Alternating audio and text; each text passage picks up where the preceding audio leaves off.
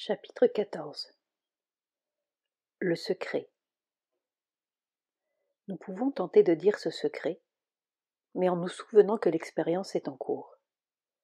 Sri Aurobindo a commencé. Il a trouvé à Chandernagore en 1910 et travaillé pendant 40 ans. Il y a laissé sa vie. La mer continue. Sri Aurobindo ne nous a jamais dit les circonstances de sa découverte. Il était extraordinairement silencieux quand il s'agissait de lui-même. Non par réserve, mais simplement parce que le je n'existait pas.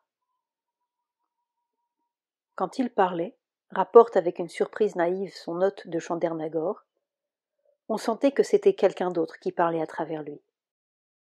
Je mettais de la nourriture devant lui, et il restait à la contempler, puis il mangeait un peu, mécaniquement.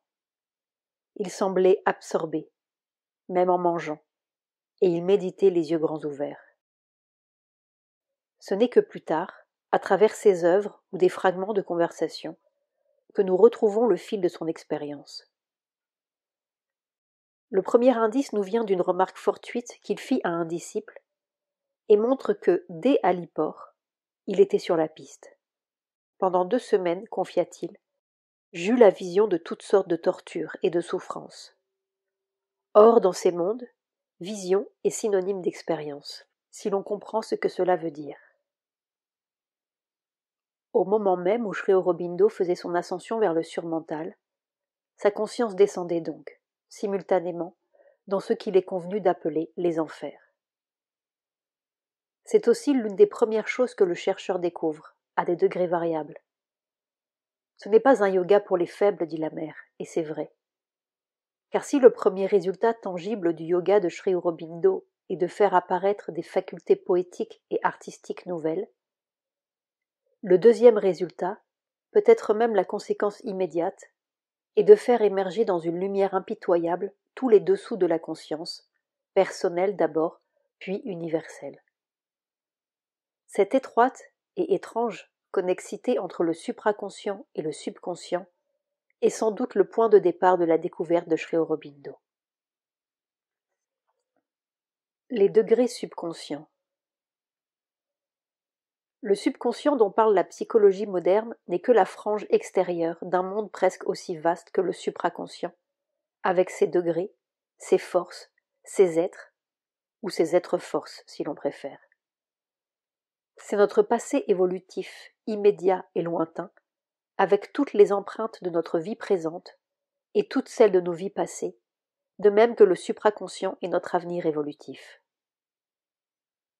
Tous les résidus et toutes les forces qui ont présidé à notre ascension, de la matière à l'animal et de l'animal à l'homme, sont non seulement gravés là, mais continuent de vivre et de nous influencer. Si nous sommes plus divins que nous le croyons de par l'avenir supraconscient qui nous tire, nous sommes encore plus bêtes que nous l'imaginons, de par le passé subconscient et inconscient qui nous traîne. Ce double mystère renferme la clé du secret total. Nul ne peut atteindre le ciel s'il n'est passé par l'enfer. Il est vrai que l'on peut parvenir aux béatitudes spirituelles sans connaître ces mauvais lieux, sauf par accident. Mais il y a ciel et ciel, de même qu'il y a enfer et enfer. Chaque degré de notre être a son ciel et son enfer. Généralement, les hommes religieux sortent de l'individu, et du même coup, ils sortent du subconscient. Ils ont seulement un passage à franchir avec des gardiens du seuil suffisamment désagréables pour justifier toutes les nuits et les tentations dont parlent les vies de saints. Mais c'est seulement un passage. De même, le ciel qu'ils contemplent consiste à sortir de l'existence extérieure et à plonger dans l'extase. Le but de ce yoga, nous l'avons dit, n'est pas de perdre conscience, pas plus en bas qu'en haut. Et surtout de ne pas fermer les yeux en bas. Le chercheur intégral n'est ni fait pour la nuit obscure, ni pour la lumière qui aveugle. Partout où il va, il doit voir. C'est le premier stade de la maîtrise. Car il ne s'agit pas de passer à une existence meilleure, mais de transformer l'existence présente. De même qu'il y a plusieurs degrés supraconscients, il y a plusieurs couches, ou mondes subconscients, plusieurs enclos obscurs, comme dit le Rig Veda. En fait, il y a un subconscient derrière chacun des degrés de notre être. Un subconscient mental, un subconscient vital et un subconscient physique, aboutissant à l'inconscient matériel.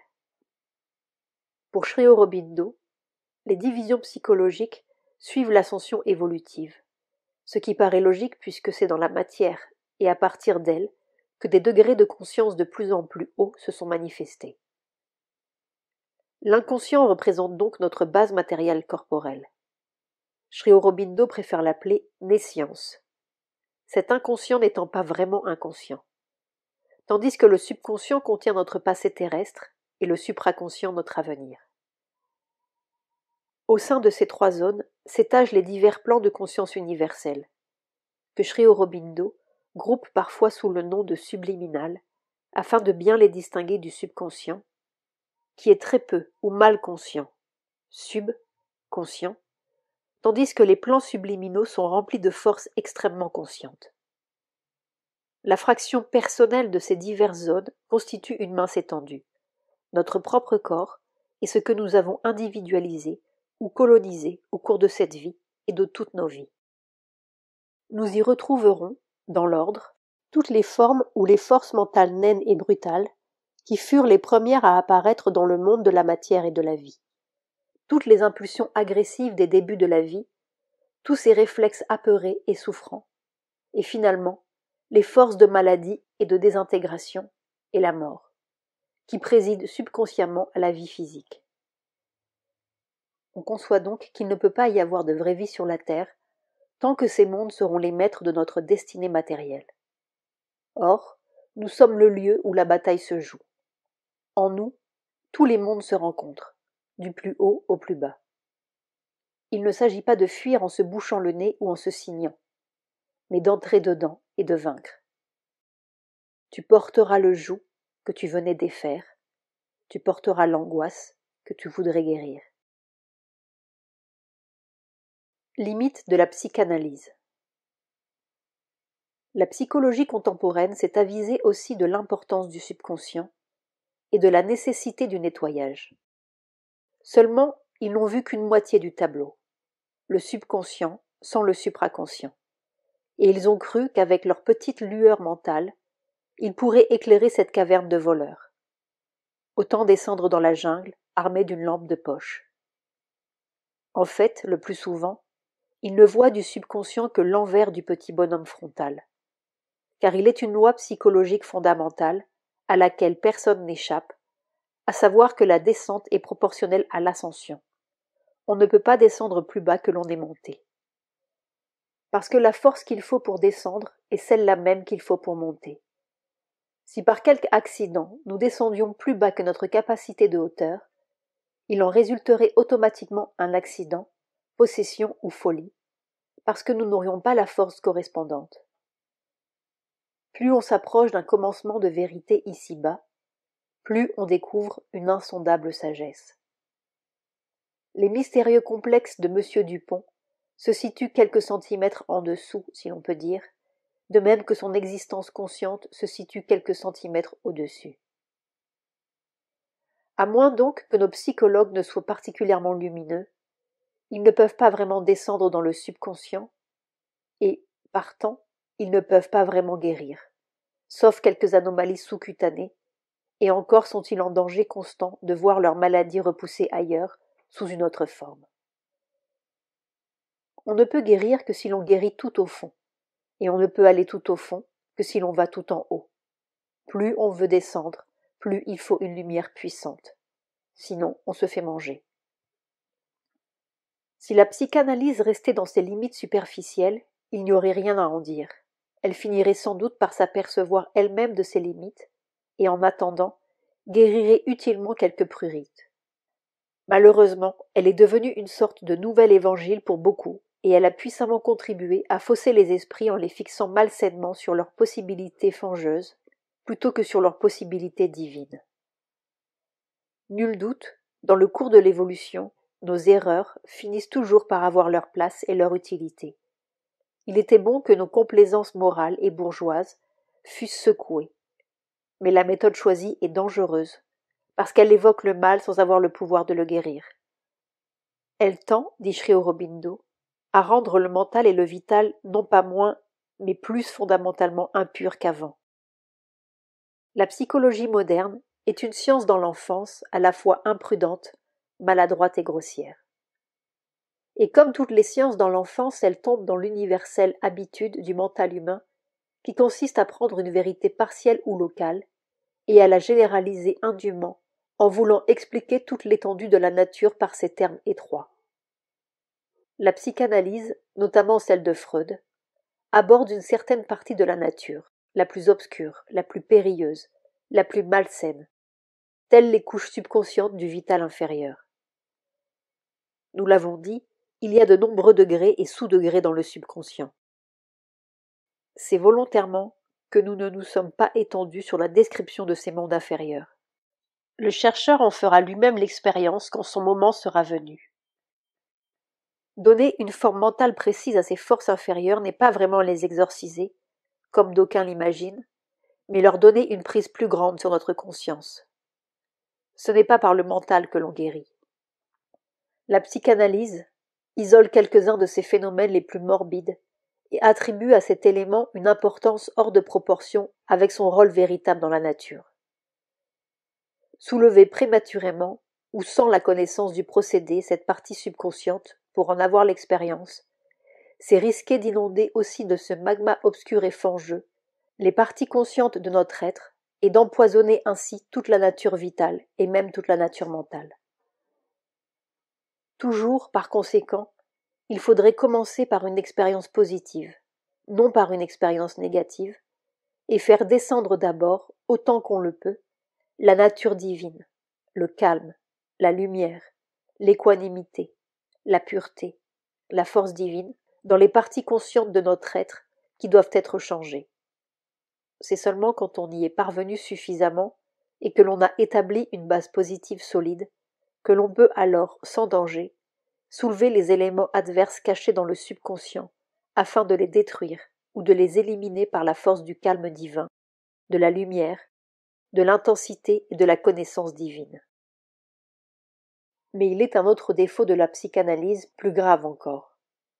Car si par hasard les psychologues avaient vraiment le pouvoir de descendre dans le subconscient, non seulement ils ne guériraient pas, non seulement ils risqueraient de mettre en branle des forces qui les dépassent, tel l'apprenti sorcier, mais même s'ils avaient le pouvoir de les maîtriser et de les détruire, ils risqueraient du même coup de détruire le bien avec le mal et de mutiler irréparablement notre nature.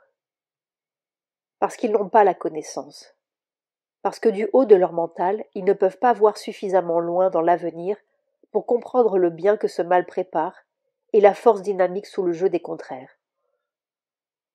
Pour séparer cet obscur mariage, il faut un autre pouvoir, et surtout une autre vision. Il faut connaître le tout avant de connaître la partie, et ce qui est tout en haut avant de comprendre vraiment ce qui est tout en bas. Tel est le domaine de la psychologie future. Quand son heure sera venue, tous ces pauvres tâtonnements s'évanouiront, réduits à rien. Et nous touchons ici l'erreur fondamentale de notre psychologie. Elle est incapable de comprendre, parce que c'est en bas qu'elle cherche, dans le passé évolutif. Certes, une moitié du secret est là, mais c'est la force d'en haut qui ouvre la porte d'en bas. Nous ne sommes pas faits pour regarder toujours derrière nous, mais en avant et en haut dans la lumière supraconsciente, parce que c'est notre avenir et que seul l'avenir explique et guérit le passé. Je trouve difficile, écrivait encore Sri Aurobindo à un disciple, de prendre ces psychanalystes au sérieux, encore que je le devrais peut-être, car la demi-connaissance est chose puissante et souvent elle est un grand obstacle à l'émergence de la vraie vérité. Ils regardent de bas en haut et veulent expliquer les lumières supérieures par les obscurités inférieures, mais le fondement des choses est en haut, non en bas. C'est le supraconscient, non le subconscient qui est le vrai fondement. Ce n'est pas en analysant les secrets de la boue où il pousse qu'on explique le lotus. Le secret du lotus est dans l'archétype divin du lotus, qui fleurit à jamais, en haut, dans la lumière. Nous avons l'air de progresser de bas en haut, ou du passé vers l'avenir, ou de la nuit vers la lumière consciente, mais c'est là notre petite vision momentanée, qui nous coupe la totalité du tableau, sinon nous verrions que c'est l'avenir qui nous tire, non le passé qui nous pousse, et la lumière d'en haut qui peu à peu entre dans notre nuit. Où donc la nuit pourrait-elle jamais créer toute cette lumière? Si nous étions partis de la nuit, nous n'aboutirions qu'à la nuit. L'arbre éternel a ses racines en haut et plonge vers le bas ses branches, dit la Katha Upanishad. 2, 3, 1. Nous avons l'impression de faire de grands efforts de croissance pour comprendre et connaître, et d'une tension vers l'avenir. Mais c'est notre petit point de vue. Il y a peut-être un autre point de vue d'où nous verrions cet avenir supraconscient qui pousse pour entrer dans notre présent. Et nous verrions peut-être que nos grands efforts étaient seulement la résistance de notre épaisseur et de notre obscurité. L'avenir ne va pas seulement de bas en haut, sinon il n'y aurait pas d'espoir pour la Terre. Elle finirait par éclater en plein ciel dans une suprême tension psychique ou par retomber dans sa nuit. Il va de haut en bas. Il descend de plus en plus dans notre brouillard mental, nos confusions vitales, dans la nuit subconsciente et inconsciente, jusqu'à ce qu'il ait tout éclairé, tout révélé, tout guéri, et finalement tout accompli. Et plus il descend, plus la résistance augmente. C'est l'âge de fer, le temps de la grande révolte et du péril. Le temps de l'espoir. Au point suprême où cet avenir touchera le fond du passé, où cette lumière crèvera le fond de la nuit, si Dieu veut, nous trouverons le secret de la mort et de la vie immortelle. Mais si nous regardons en bas et rien qu'en bas, nous trouverons de la boue et rien que de la boue. Sri Aurobindo ou l'aventure de la conscience, Satprem.